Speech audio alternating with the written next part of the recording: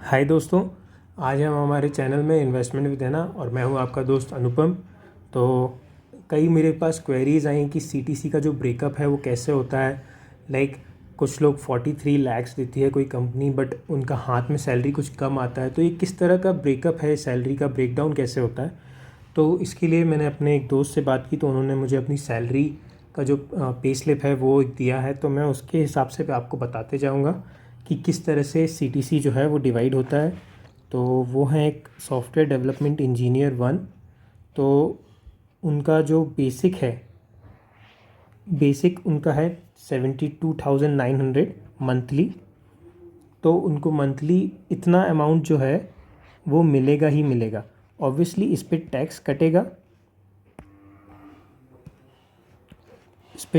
कटेगा, बट इतना अमाउंट तो उनके पास आएगा after before the tax reduction. But जब टैक्स कटेगा तो हो सकता है कुछ अमाउंट कम हो जाए। मान लीजिए ये 66,000 के आसपास उनके पास आएगा, बट इतना तो उनके पास आएगा ही आएगा, कुछ भी हो जाए, पर मंथ। फिर उसके बाद आता है H R A. Is like company आपको कुछ रेंट अलाउंस भी देती है, तो उनका मंथली रेंट अलाउंस है। तो ये जो रेंट अलाउंस है, अगर आप पूरा इसमें आपको रेंट की स्लिप देनी पड़ेगी of your whatever rent you are paying to your land owner. तो वो उसके बाद आपको ये विदाउट टैक्स भी मिल जाएगा अगर आप ओल्ड रिजीम में हैं। अदरवाइज़ वो आपको नॉर्मली भी पे कर सकते हैं। इवन इफ़ अगर आप इसका रेंट रिसीप्ट नहीं दे पाए या फिर आपके पास नहीं है, तो ये आपको नॉर्मली वो पे कर देंगे। This will include in your basic, and उसका फर्दर टैक्स रिडक्शन होकर आपको मिल जाएगा। Performance bonus company wise depend करता है और आपकी परफॉर्मेंस के ऊपर डिपेंड करता है। वो आपको इसका कितना परसेंटेज देंगे वो सोलली उनके ऊपर है। Meal coupon is something that they will pay you monthly, and वो आपको सोडेक्सो कार्ड में दें या फिर आपकी सैलरी के साथ दें, that depends on you your company. कुछ कंपनी सोडेक्सो कार्ड में देती हैं तो वो टैक्स फ्री हो जाता है। Otherwise they will pay you with your basic, and after tax you it will B in your salary. तो अभी तक आपने देखा बेसिक, एच.आर.ए एंड मील कूपन, ये तीन चीज़ें आपकी मंथली सैलरी में तो हमेशा ही हमेशा होंगी। इवन इफ़ वो टैक्स काट के मिले या टैक्स का एग्जेम्प्ट हो जाए तो वो अब मिले, बट ये तीन चीज़ आपको हमेशा मिलेंगी।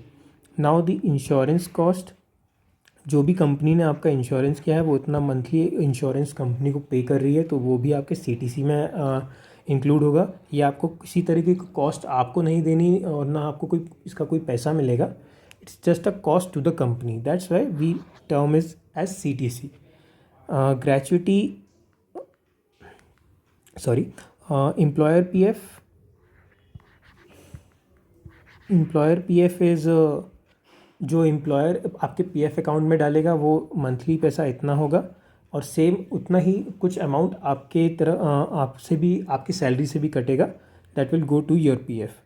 एंड ग्रेचुइटी आपको जब 5 साल पूरे कर लेंगे आप तब मिलेगी, and this will be paid to you in lump sum amount, but उसका कुछ मंथली हिस्सा वो हमेशा सीटीसी से में काटते हैं। And leave travel allowance and special allowance. Leave travel allowance, अगर आप कहीं पे कुछ ट्रैवल कर रहे हैं और आप वो कंपनी को उसका जो भी रिसीप्ट है वो लगा देते हैं और वो पास कर देते हैं, so they will pay you the leave travel allowance. Otherwise वो आपको बेसिक में पे कर देंगे। So leave travel allowance will also be paid to you with your salary, even if its tax will be deducted और not that, but it will be paid you.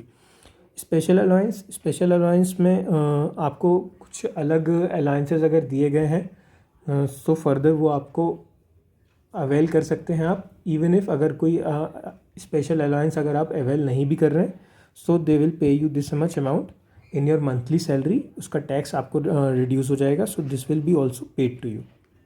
So all in all आपको basic, HRA, meal coupon, leave travel allowance, special allowance, ये 5 चीज़ें हमेशा ही आपकी salary में होंगी ही होंगी।